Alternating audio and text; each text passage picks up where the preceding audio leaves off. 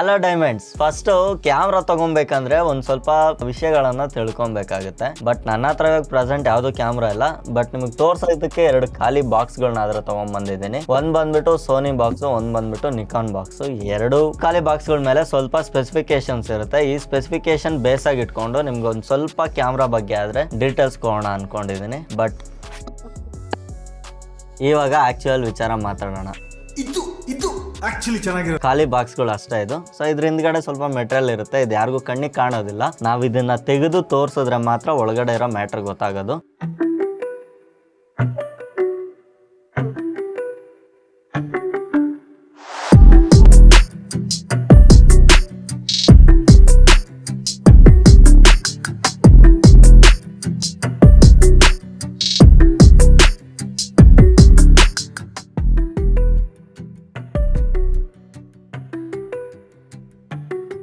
So ಅದಕ್ಕೋಸ್ಕರ ಇಲ್ಲಿ ನನ್ನ ಹತ್ರ 2 ಕ್ಯಾಮ್ರಾಗಳಿದೆ. ಒಂದು ಬಂದ್ಬಿಟ್ಟು ನಿಕಾನ್ Z30 ವ್ಲಾಗಿಂಗ್ ಕ್ಯಾಮ್ರಾ.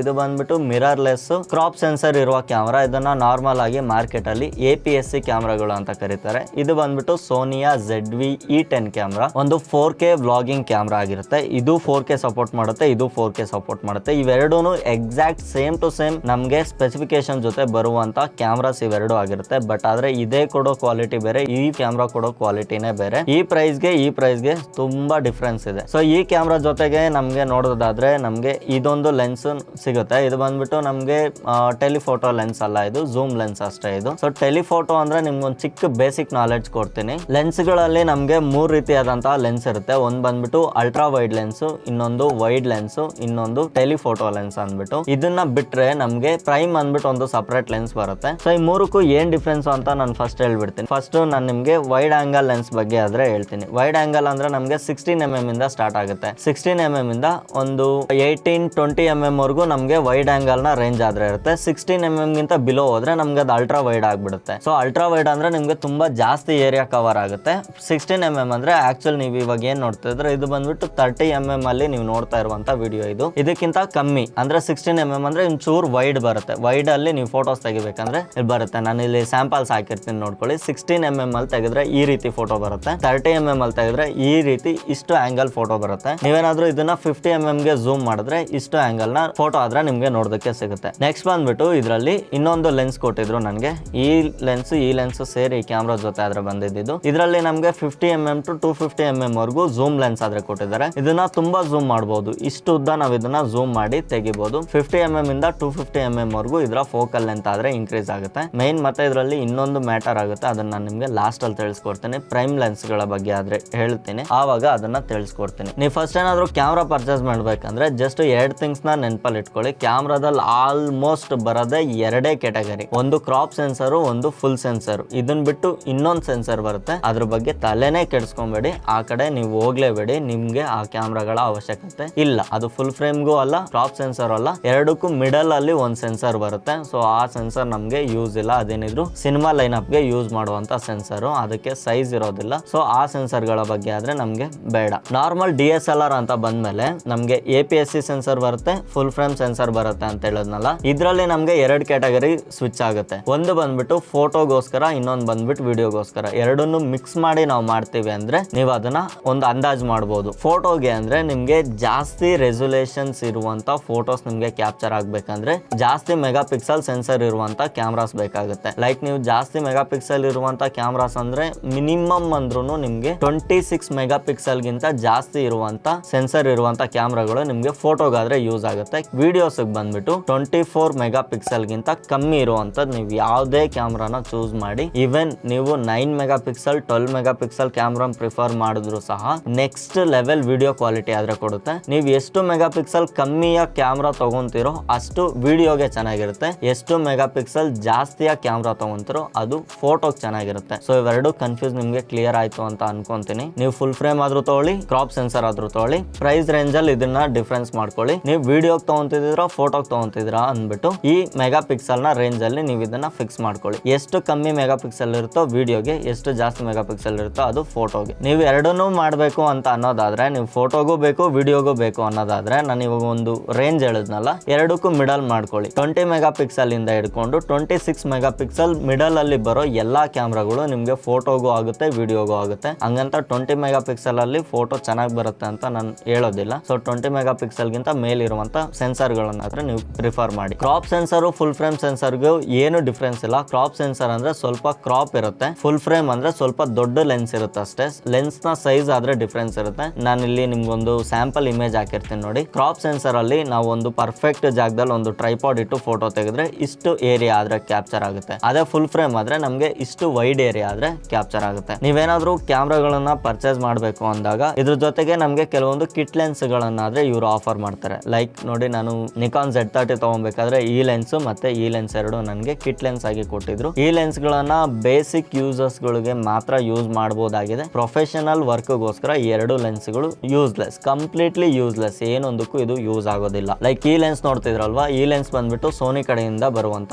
ಒಂದು ವೈಡ್ ಆಂಗಲ್ ಲೆನ್ಸ್ ಇದು. ಸೊ ಈ ಲೆನ್ಸ್ ಅಲ್ಲೂ ನಮಗೆ 16mm ಇಂದ 50mm ಫೋಕಲ್ ಲೆಂತ್ ವರೆಗೂ ಈ ಲೆನ್ಸ್ ಆದ್ರೆ ವರ್ಕ್ ಆಗುತ್ತೆ. ಈ ಲೆನ್ಸ್ ಸಹ ZV-E10 ಜೊತೆಗೆ ಕಿಟ್ ಲೆನ್ಸ್ ಆಗಿ ಕೊಡ್ತಾರೆ. ಈ ಲೆನ್ಸ್ ಅಲ್ಲೂ ಸಹ ನಾವು ಪ್ರೊಫೆಷನಲ್ ಆಗಿ ಏನು ದಬಾಕಕ್ ಆಗೋದಿಲ್ಲ. ಈ ಲೆನ್ಸ್ ನ ನೀವು ಯಾರು ಪ್ರಿಫರ್ ಕೂಡ ಮಾಡಬೇಡಿ. ಸೊ ಈ ಮೂರು ಲೆನ್ಸ್ ಗಳನ್ನ ಸೈಡ್ ಗೆ ತಳ್ಳಿದ್ರೆ ಮೈನ್ ನಮ್ಗೆ ಸಿಗೋದು ಈ ಎರಡು ಲೆನ್ಸ್ ಗಳು. ಸೊ ಈ ಎರಡು ಲೆನ್ಸ್ ಗಳಲ್ಲಿ ಇದು ಒಂದು ಕಿಟ್ ಲೆನ್ಸ್, ಇದು ಒಂದು ಪ್ರೈಮ್ ಲೆನ್ಸ್. ಟೆಲಿಫೋಟೋ ಲೆನ್ಸ್ ಬಗ್ಗೆ ನಿಮ್ಗೆ ಹೇಳಿಲ್ಲ ಅಲ್ವಾ. ಟೆಲಿಫೋಟೋ ಲೆನ್ಸ್ ಬಂದ್ಬಿಟ್ಟು 200mm ಗಿಂತ ಮೇಲೆ ಬರುತ್ತೆ, 200 to 600mm ಅಂತ ಬರುತ್ತೆ. ಸೊ ಈ ಲೆನ್ಸ್ ಗಳು ಟೆಲಿಫೋಟೋ ಆಗಿರುತ್ತೆ. ಸುಮಾರು ಒಂದು 3 ಕಿಲೋಮೀಟರ್ 2 ಕಿಲೋಮೀಟರ್ ದೂರದಲ್ಲಿರೋದನ್ನ ನೀವೇನಾದ್ರೂ ಕ್ಯಾಪ್ಚರ್ ಮಾಡ್ಬೇಕಂದ್ರೆ ಈ ಲೆನ್ಸ್ ಗಳ ಸಹಾಯ ನಿಮ್ಗೆ ಬೇಕಾಗುತ್ತೆ. ಇವಾಗ ನೀವು ವಿಡಿಯೋ ಶೂಟ್ ಮಾಡ್ತಾ ಇರೋದಕ್ಕೆ ನಾನೊಂದು ಪ್ರೈಮ್ ಲೆನ್ಸ್ ನಾದ್ರೆ ಯೂಸ್ ಮಾಡ್ತಾ ಇದ್ದೀನಿ. ಲೈಕ್ ಅದು 30mm ನ ಲೆನ್ಸ್ ನಾದ್ರೆ ಯೂಸ್ ಮಾಡ್ತಾ ಇದ್ದೀನಿ. ಇದು ಬಂದ್ಬಿಟ್ಟು 50mm ಲೆನ್ಸ್. ಇಲ್ಲಿ ನಾನು ಕೂತಿರೋ ಜಾಗದಿಂದ ಕ್ಯಾಮ್ರಾ ಬಂದ್ಬಿಟ್ಟು ಅಪ್ರಾಕ್ಸ್ ಒಂದು 5 ಅಡಿ ದೂರದಲ್ಲಿದೆ ಅಂತ ಹೇಳ್ಬೋದು. 5 ರಿಂದ 5.5 ಅಡಿ ದೂರದಲ್ಲಿದೆ. ಸೊ ಅದೇ ಈ ಲೆನ್ಸ್ ಹಾಕಿದ್ರೆ ನಾನು 10 ಅಡಿ ದೂರದಲ್ಲಿ ಈ ಕ್ಯಾಮ್ರಾನಾದ್ರೆ ಪ್ಲೇಸ್ ಮಾಡ್ಬೇಕಾಗುತ್ತೆ. ಅಂದ್ರೆ ಅಷ್ಟು ದೂರದಿಂದ ವಿಡಿಯೋನ ಕ್ಯಾಪ್ಚರ್ ಮಾಡ್ಬೇಕಾಗುತ್ತೆ. ಇದರಲ್ಲಿ ಯಾವುದೇ ರೀತಿಯಾದಂತಹ ಝೂಮ್ ಆಪ್ಷನ್ ಇರೋದಿಲ್ಲ. ಈ ರಿಂಗ್ ಬಂದ್ಬಿಟ್ಟು ನಮ್ಗೆ ಫೋಕಸ್ ಅಡ್ಜಸ್ಟ್ ಮಾಡೋದಕ್ಕೆ ಅಷ್ಟೇ ಆಗಿರುತ್ತೆ. ನಮ್ಮ ಡಿಸ್ಟೆನ್ಸ್ ಅಕಾರ್ಡಿಂಗ್ ನಾವು ಎಷ್ಟು ಫೋಟೋ ತೆಗಿಬೇಕು ಅನ್ನೋ ಡಿಸ್ಟೆನ್ಸ್ ಅಕಾರ್ಡಿಂಗ್ ನಾವು ಕ್ಯಾಮ್ರಾನ ನಾವೇ ಮೂವ್ ಮಾಡ್ಬೇಕಾಗುತ್ತೆ. ಆ ಕೇಸು ಈ ಲೆನ್ಸ್ ಗಳಲ್ಲಾದ್ರೆ ಆಗಲ್ಲ. ಇದರಲ್ಲಿ ಒಂದು ಸ್ವಲ್ಪ ಝೂಮ್ ಆದ್ರೆ ನಮ್ಗೆ ನೋಡೋದಕ್ಕೆ ಸಿಗುತ್ತೆ. ಈ ತರ ಸ್ವಲ್ಪ ಝೂಮ್ ಆಗುತ್ತೆ. ಇದು ಬಂದ್ಬಿಟ್ಟು 18-135 ಫೋಕಲ್ ಲೆಂತ್ ಇರುವಂತ ಲೆನ್ಸ್ ಇದು. ಇದು ಸಹ ನಮ್ಗೆ ಕಿಟ್ ಲೆನ್ಸ್ ಆಗಿನೇ ಕೆಲವೊಂದು ಕ್ಯಾಮ್ರಾಗಳ ಜೊತೆ ಆದ್ರೆ ಇದು ಬರುತ್ತೆ. ನಾನ್ ತಗೊಂಡಿರೋದು ಸೋನಿ A6700. ಸೊ ಅದ್ರ ಜೊತೆ ಇದು ಕಿಟ್ ಲೆನ್ಸ್ ಆಗಿ ಬಂದಿದ್ದು. ಈ ಲೆನ್ಸ್ ನ ನಾವು ಬೇಸಿಕ್ ಯೂಸರ್ಸ್ ಗೆ ಯೂಸ್ ಮಾಡಬಹುದು. ನಾರ್ಮಲ್ ವಿಡಿಯೋಸ್ ತೆಗಿಬೇಕಂದ್ರೆ ಇದನ್ನ ಯೂಸ್ ಮಾಡಬಹುದು. ಪ್ರೊಫೆಷನಲ್ ಆಗಿ ನಾವು ವಿಡಿಯೋ ಶೂಟ್ ಮಾಡ್ಬೇಕಂದ್ರೆ ನಾವು ಈ ರೀತಿಯಾದಂತ ಪ್ರೈಮ್ ಲೆನ್ಸ್ ನ ಚೂಸ್ ಮಾಡ್ಬೇಕಾಗುತ್ತೆ. ಪ್ರೈಮ್ ಲೆನ್ಸ್ ಗಳು ಅಂತ ಬಂದ್ಮೇಲೆ ಪ್ರೈಮ್ ಲೆನ್ಸ್ ಅಲ್ಲಿ ನಮ್ಗೆ 2-3 ರೀತಿಯಾದಂತ ಪ್ರೈಮ್ ಲೆನ್ಸಸ್ ನೋಡೋದಕ್ಕೆ ಸಿಗುತ್ತೆ. ಒಂದು ಬಂದ್ಬಿಟ್ಟು ಪ್ರೊಫೆಷನಲ್ ವೈಲ್ಡ್ ಫೋಟೋಗ್ರಫಿ ಮಾಡ್ತಾರಲ್ವಾ, ಅವ್ರಿಗೆ ಪ್ರೈಮ್ ಲೆನ್ಸ್ ಗಳು ಬೇರೆ ಇರುತ್ತೆ. ಇದ್ರಲ್ಲಿ ಬಂದ್ಬಿಟ್ಟು ಪ್ರೈಮ್ ಲೆನ್ಸ್ ಅಲ್ಲಿ ಇನ್ನೊಂದು G ಮಾಸ್ಟರ್ ಲೆನ್ಸಸ್ ಅಂತ ಬರುತ್ತೆ. ನಾರ್ಮಲ್ ಎಲ್ಲಾ ಬ್ರಾಂಡ್ಸ್ ಅಲ್ಲೂ ಅವ್ರದೇ ಆದಂತ ಪ್ರೈಮ್ ಲೆನ್ಸಸ್ ಗಳಿದೆ. ಸೋನಿಯಲ್ಲಿ ಸ್ಪೆಸಿಫಿಕ್ ಆಗಿ ತಗೊಂಡ್ರೆ ನಮ್ಗೆ 2 ರೀತಿಯಾದಂತ ಲೆನ್ಸಸ್ ಸಿಗುತ್ತೆ. ಒಂದು ಬಂದ್ಬಿಟ್ಟು ನಮ್ಗೆ ಫಿಕ್ಸ್ಡ್ ಅಪರ್ಚರ್ ಇರುತ್ತೆ. ಫಿಕ್ಸ್ಡ್ ಅಪರ್ಚರ್ ಅಂದ್ರೆ ಲೈಕ್ ನೀವಿಲ್ಲಿ ನೋಡ್ತಾ ಇರಬಹುದು, ಇದರಲ್ಲಿ ಒಂದು ಫಿಕ್ಸ್ಡ್ ಅಪರ್ಚರ್ ವ್ಯಾಲ್ಯೂ ಇರುತ್ತೆ. ಇದಕ್ಕಿಂತ ಕಮ್ಮಿ ನಾವು ಅಪರ್ಚರ್ ನ ಮ್ಯಾನ್ಯುವಲ್ ಆಗಿ ಕಂಟ್ರೋಲ್ ಮಾಡೋದಕ್ಕಾಗೋದಿಲ್ಲ. ಡಿಜಿಟಲ್ ಆಗಿ ಅಂದ್ರೆ ಕ್ಯಾಮ್ರಾದಲ್ಲಿ ಅಪರ್ಚರ್ ಅಡ್ಜಸ್ಟ್ ಮಾಡ್ಕೊಳ್ಳೋ ಆಪ್ಷನ್ ಇರುತ್ತೆ. ಮತ್ತೆ ಇನ್ನೊಂದು ಬಂದ್ಬಿಟ್ಟು ಮ್ಯಾನ್ಯುವಲ್ ಆಗಿ ಅಡ್ಜಸ್ಟ್ ಮಾಡೋ ಆಪ್ಷನ್ ಇರುತ್ತೆ. ಅಂದ್ರೆ ಲೆನ್ಸ್ ಅಲ್ಲೇ ನಮ್ಗೊಂದು ಈ ತರ ರಿಂಗ್ ಕೊಟ್ಟಿರ್ತಾರೆ. ಈ ರಿಂಗ್ ನ ಮುಖಾಂತರ ಅಪರ್ಚರ್ ನ ಅಡ್ಜಸ್ಟ್ ಮಾಡ್ಕೊಬಹುದು. ಅಪರ್ಚರ್ ಅಂದ್ರೆ ಜಸ್ಟ್ ಸಿಂಪಲ್ ಆಗಿ ಹೇಳ್ಬೇಕಂದ್ರೆ ನಾವು ಕ್ಯಾಮ್ರಾ ಒಳಗಡೆ ಎಷ್ಟು ಲೈಟ್ ನ ಕಳಿಸ್ಬೇಕು ಅನ್ನೋ ಅಷ್ಟೇ ಇದಾಗಿರುತ್ತೆ. ನೀವು ಕಿಟ್ ಲೆನ್ಸ್ ನ ತಗೊಳ್ಳೋದಾದ್ರೆ ತಗೊಂಡ್ಬಿಡಿ. ಇನ್ ಕೇಸ್ ನೀವು ನನಗೆ ಸೆಕೆಂಡ್ರಿ ಒಂದು ಲೆನ್ಸ್ ಬೇಕು ಅನ್ನೋದಾದ್ರೆ ಆಲ್ಮೋಸ್ಟ್ ನೀವು ಫುಲ್ ಫ್ರೇಮ್ ಸೆನ್ಸರ್ ಗೆ ಸೂಟೇಬಲ್ ಆಗುವಂತಹ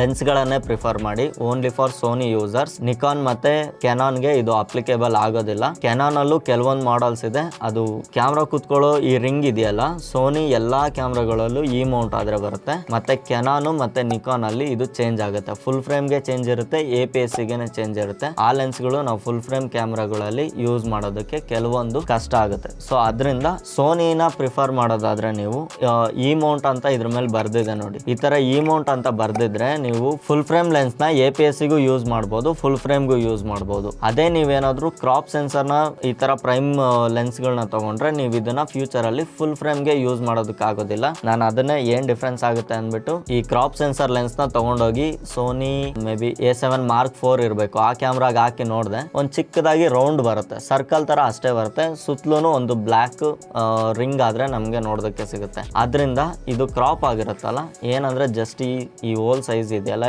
ಈ ಸೈಜ್ ಚಿಕ್ಕದಿರುತ್ತೆ ಅಷ್ಟೇ, ಇನ್ನೇನು ಡಿಫ್ರೆನ್ಸ್ ಇಲ್ಲ. ನಿಮ್ಗೆ ಈ ಸೈಜ್ಗೂ ಡಿಫ್ರೆನ್ಸ್ ಗೊತ್ತಾಗ್ಬೋದು. ಫುಲ್ ಫ್ರೇಮ್ ಆದ್ರೆ ಇಷ್ಟು ದೊಡ್ಡ ಸೆನ್ಸರ್ ಇರುತ್ತೆ, APS ಇದಾದ್ರೆ ಇಷ್ಟು ಚಿಕ್ಕ ಸೆನ್ಸರ್ ಇರುತ್ತೆ. ಸೊ ಅದರಿಂದ ಇದ್ರೊಳಗಡೆ ಬರುವಂತ ಲೈಟ್ ಅಲ್ಲಿ ಸೆನ್ಸರ್ ಗೆ ಬ್ಲಾಕ್ ಮಾಡುತ್ತೆ, ಅದಕ್ಕೋಸ್ಕರ ಅದು ಸುತ್ತಲೂ ಬ್ಲಾಕ್ ರಿಂಗ್ ಆದ್ರೆ ಬರೋದು. ಸೋನಿ ಲೆನ್ಸ್ ಮೇಲೆ ಇಲ್ಲಿ ಇಮೌಂಟ್ ಅಂತ ಕೊಟ್ಟಿದ್ರಲ್ವಾ, ಇಲ್ಲಿ ಕೆಳಗಡೆ FE ಅಂತಿರೋದು ಇದು ಫುಲ್ ಫ್ರೇಮ್ ಸೆನ್ಸರ್, ಬರೀ E ಅಂತಿದ್ರೆ ಇದು ಕ್ರಾಪ್ ಸೆನ್ಸರ್ ಲೆನ್ಸಸ್ ಗಳಾಗಿರುತ್ತೆ. ಬರೀ ಇದೊಂದು ಚಿಕ್ಕ ಡಿಫ್ರೆನ್ಸ್ ಇಂದ ನೀವು ಬಾಕ್ಸ್ ಮೇಲ್ಗಡೆಯಿಂದನೇ ಇದು full frame sensor crop sensor ಅಂತ ತಿಳ್ಕೊಬಹುದು. ಮತ್ತೆ ಕ್ಯಾಮ್ರಾಗಳ ವಿಷಯಕ್ಕೆ ಬಂದ್ರೆ ನಮ್ಗೆ ಮೇನ್ ಕ್ಯಾಮ್ರಾ ಈ ರೀತಿ ಇಟ್ಕೊಳ್ಳೋದಕ್ಕೆ ನೀಟ್ ಅಂಡ್ ಕ್ಲೀನ್ ಆಗಿ ಗ್ರಿಪ್ ಸಿಗ್ಬೇಕು. ಈ ರೀತಿ ಇರುವಂತ ಕ್ಯಾಮ್ರಾಗಳನ್ನಾದ್ರೂ ತಗೊಳ್ಳಿ. ಇವಾಗೆಲ್ಲ ಆಲ್ಮೋಸ್ಟ್ ಮಿರರ್ಲೆಸ್ ಕ್ಯಾಮ್ರಾ ಬರ್ತಾ ಇರೋದ್ರಿಂದ ಫುಲ್ ಸ್ಲೀಕ್ ಡಿಸೈನ್ ಅಲ್ಲಿ ಬರ್ತಾ ಇದೆ, ತುಂಬಾ ಸಣ್ಣ ಇರ್ತವೆ. ಸೊ ಈ ರೀತಿಯಾದಂತಹ ಕ್ಯಾಮ್ರಾಗಳನ್ನ ನೀವು ಯೂಸ್ ಮಾಡಬೇಕು. ಈ ZV E10 ಅಲ್ಲಿ ನೋಡಿದ್ರೆ ಚಿಕ್ಕ ಕ್ಯಾಮ್ರಾ ಗ್ರಿಪ್ ಇದೆ, ಇದು ಕೈ ಗ್ರಿಪ್ಪೇ ಸಿಗೋದಿಲ್ಲ, ಇದು ಗ್ರಿಪ್ ಕರೆಕ್ಟ್ ಆಗಿಲ್ಲ. ನೀವು ಇದಕ್ಕೂ ಪಕ್ಕದಲ್ಲಿ ಇಟ್ಟು ನೋಡ್ಬೋದು. ಸೊ ಇದ್ರಲ್ಲಿರೋ ಗ್ರಿಪ್ಗೂ ಮತ್ತೆ ಇದ್ರಲ್ಲಿರೋ ಗ್ರಿಪ್ಗೂ ನೀವು ಅಂದಾಜ್ ಮಾಡ್ಬೋದು. ಸೊ ಇದೊಂಥರ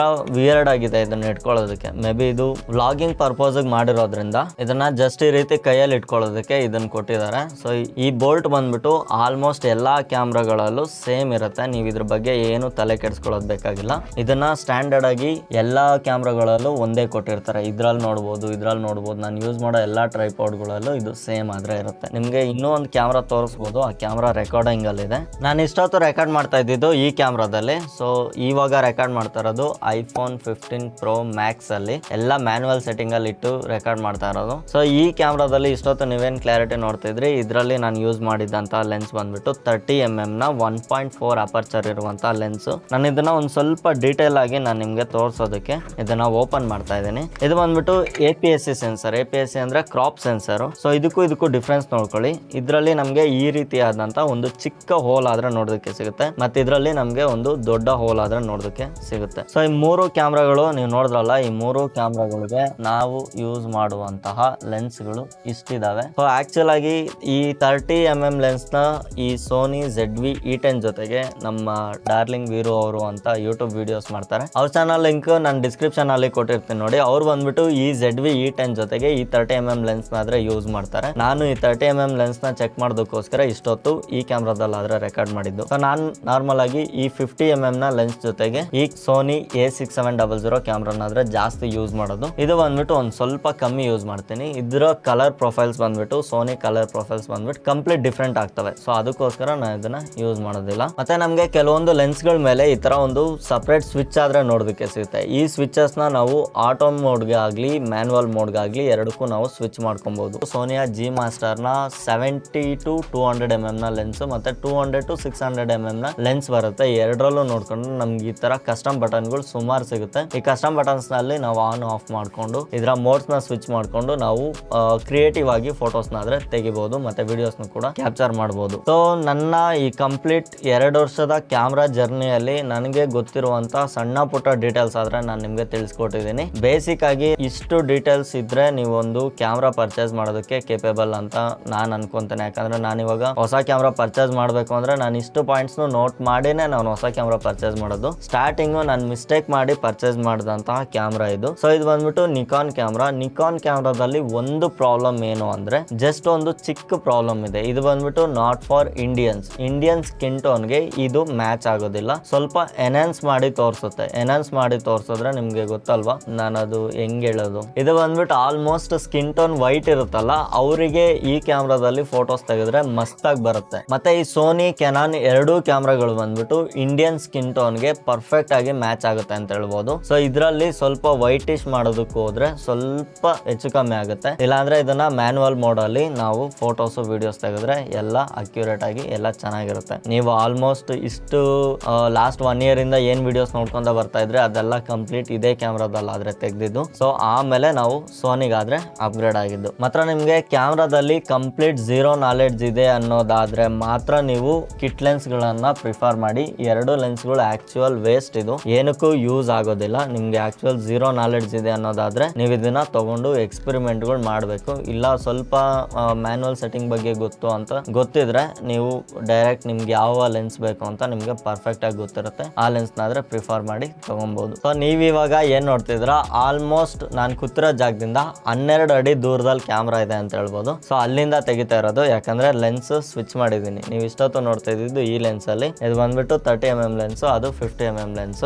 ಇದು ಬಂದು 1.4 ಅಪರ್ಚರ್ ಇತ್ತು, ಅದು 1.8 ಅಪರ್ಚರ್ ಇದೆ. ಸೊ ಅದಕ್ಕೂ ಇದಕ್ಕೂ ನೀವು ಡಿಫ್ರೆನ್ಸ್ ಏನಾದ್ರು ನೋಟಿಸ್ ಮಾಡಿದ್ರ, ನಿಮ್ಗೆ ಮಿಡಲ್ ಅಲ್ಲಿ ಐಫೋನ್ ಕ್ಲಿಪ್ ಬಂದ್ಬಿಡುತ್ತೆ, ಇಲ್ಲಾಂದ್ರೆ ಡಿಫ್ರೆನ್ಸ್ ನೋಡ್ಬೋದಾಗಿತ್ತು. ನೀವು ಸ್ವಲ್ಪ ಬ್ಯಾಗ್ ಹೋಗಿ ನೋಡ್ಕೊಂಡು ಬನ್ನಿ ಇಲ್ಲಿಗೆ. ಸೊ ನೋಡಿ ಫ್ರೆಂಡ್ಸ್, ಇದು ಈ ಕ್ಯಾಮ್ರಾ ಮತ್ತೆ ಲೆನ್ಸ್ ನ ಚೂಸ್ ಮಾಡೋ ಕತೆ. ಆಲ್ಮೋಸ್ಟ್ ತುಂಬಾ ಜನಕ್ಕೆ ಇದೆಲ್ಲ ಬೇಸಿಕ್ ಡೀಟೇಲ್ಸ್ ಗೊತ್ತಿರುತ್ತೆ. ಸೊ ನಂತರ ಗೊತ್ತಿಲ್ಲದೆ ಇರೋ ನೂಬ್ಸ್ ನನ್ ಜೊತೆಗಿರೋರು ಯಾರಾದ್ರೂ ಇದ್ರೆ ಸ್ವಲ್ಪ ನೋಡಿ ತಿಳ್ಕೊಳ್ಳಿ. ನನಗೂ ಗೊತ್ತಿರ್ಲಿಲ್ಲ ಇಷ್ಟೊಂದು ಡೀಟೇಲ್ಸ್. ಸೊ ಈ ಲಾಸ್ಟ್ 2 years ಅಲ್ಲಿ ನಾನ್ ನೋಟಿಸ್ ಮಾಡಿರುವ ಡೀಟೇಲ್ ಗಳಾದ್ರೆ ಇದು 2 years ಆಗಿಲ್ಲ, 1.5 ವರ್ಷ. ನಾನು ಫಸ್ಟ್ ಕ್ಯಾಮ್ರಾ ಇದನ್ನ ತಗೊಂಡಿದ್ದು 2023 ಫೆಬ್ರವರಿ 15ನೇ ತಾರೀಕು. ಆವತ್ತಿಂದಾನೇ ನನಗೆ ಕ್ಯಾಮ್ರಾಗಳನ್ನ ಕೈಗೆ ಬಂದಿದ್ದು. ನಾವು ಒಬ್ರು ವಸ್ತು ಮುಟ್ಟೋರಲ್ಲ, ಒಬ್ರು ವಸ್ತು ನಾವು ಕೇಳಿಸ್ಕೊಂಡು ಯೂಸ್ ಮಾಡೋರು ಅಲ್ಲ. ಸೊ ನಾವಾಗ ನಾವು ತರಬೇಕು, ನಾವು ನೋಡ್ಬೇಕು, ನಾವು ಉಜ್ಬೇಕು, ನಾವು ಹಾಳು ಮಾಡಬೇಕು. ಇದು ನಮ್ಮ ಪಾಲಿಸಿ. ಲಾಸ್ಟ್ ಅಂಡ್ ಫೈನಲ್ ಆಗಿ ನಿಮ್ಗೆ ಒಂದು ಮಾತು ಹೇಳೋದಕ್ಕೆ ಇಷ್ಟಪಡ್ತೀನಿ. APS-C ಸೆನ್ಸರ್ಗಳು ಅಂತ ಬಂದ್ರೆ ನೀವು ಮಿರರ್ಲೆಸ್ ಅಲ್ಲಿ ಲೇಟೆಸ್ಟ್ ಕ್ಯಾಮ್ರಾಗಳನ್ನೇ ಪ್ರಿಫರ್ ಮಾಡಿ. ಯಾಕಂದ್ರೆ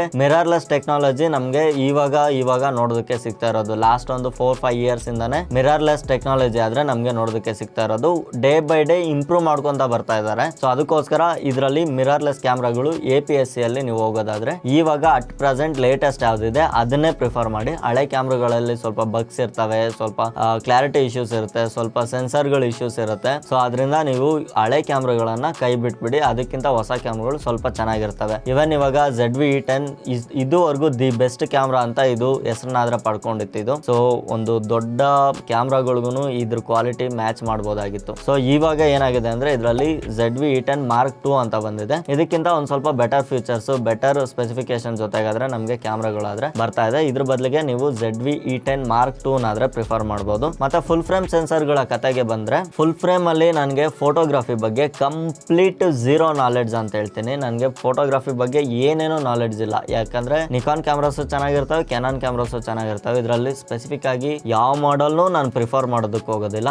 ಮೈನ್ ನಾನು ಸೋನಿಯಲ್ಲಿ ಬೇಕಿದ್ರೆ ಪ್ರಿಫರ್ ಮಾಡ್ತೀನಿ. ಫುಲ್ ಫ್ರೇಮ್ ಅಂತ ಬಂದ್ರೆ ನಾನು ನಿಮ್ಗೆ ಮೈನ್ ಒಂದು ಕ್ಯಾಮ್ರಾನಾದ್ರೆ ಪ್ರಿಫರ್ ಮಾಡ್ಬೋದು, ಸೋನಿ A7 III. ಈ ಕ್ಯಾಮ್ರಾ ಬಿಟ್ಟು ಬೇರೆ ಇನ್ಯಾವುದೇ ಕ್ಯಾಮ್ರಾದ ಅವಶ್ಯಕತೆ ಇಲ್ಲ ವಿಡಿಯೋಗ್ರಫಿಗೆ. ಫೋಟೋಗೆ ಅಂತಂದ್ರೆ ನಮ್ಗೆ Mark IV ಇದೆ, Mark V ಇದೆ. ಮತ್ತೆ ಒಂದು ವೈಲ್ಡ್ ಫೋಟೋಗ್ರಫಿ ಇಲ್ಲ ಸ್ಟಿಲ್ ಫೋಟೋಗ್ರಾಫ್ಸ್, ಇಲ್ಲಾಂದ್ರೆ wild lifes, bird, action photos ಏನಾದ್ರು ತೆಗಿಬೇಕಂದ್ರೆ ನೀವು A9 ಗಾದ್ರೆ ಹೋಗ್ಬೋದು, ತುಂಬಾ ಜಾಸ್ತಿ ಕಾಸ್ಟ್ಲಿ ಆಗುತ್ತೆ ಅದು. ನೀವು ಅದು ಬಿಟ್ರೆ A7S III ಇವಾಗಿನ ಟೈಮ್ಗೂ ದಿ ಬೆಸ್ಟ್ ಕ್ಯಾಮ್ರಾ ಅಂತ ನಾನು ಪ್ರಿಫರ್ ಮಾಡ್ತೇನೆ. ಇದ್ರ ಜೊತೆಗೆ ನೀವು G Master Mark II lenses ಗಳನ್ನ ಯೂಸ್ ಮಾಡಿದ್ರೆ ನೆಕ್ಸ್ಟ್ ಲೆವೆಲ್ ವಿಡಿಯೋಸ್ ಆದ್ರೆ ನೀವು ಇದರಲ್ಲಿ ತೆಗಿಬಹುದು. ಸೊ ಅದು ಬಿಟ್ರೆ ಸೋನಿಯಲ್ಲಿ ನಮ್ಗೆ Mark IV ಇದೆ. Mark IV ಬಂದ್ಬಿಟ್ಟು ಫೋಟೋಗ್ರಾಫಿಕ್ ಚೆನ್ನಾಗಿದೆ. ಮತ್ತೆ R ಸೀರೀಸ್ ಇದೆ. R ಸೀರೀಸ್ ನಮ್ಗೆ ಫೋಟೋಗ್ರಫಿಗೆ ಚೆನ್ನಾಗಿರುತ್ತೆ. S ಸೀರೀಸ್ ಬಂದ್ಬಿಟ್ಟು ವಿಡಿಯೋಗೆ, R ಸೀರೀಸ್ ಬಂದ್ಬಿಟ್ಟು ಫೋಟೋಗೆ. ಪಕ್ಕ ಇದನ್ನ ಫಿಕ್ಸ್ ಆಗ್ಬಿಡಿ, ಸೋನಿಯಲ್ಲಿ ಮಾತ್ರ. ಸೊ ನೋಡಿದ್ರಲ್ಲ ಡೈಮಂಡ್ಸ್, ಇದಾಗಿತ್ತು ಇವತ್ತಿನ ಈ ಕ್ಯಾಮ್ರಾಗಳನ್ನ ಚೂಸ್ ಮಾಡೋ ಕತೆ. ಸೊ ನಾನು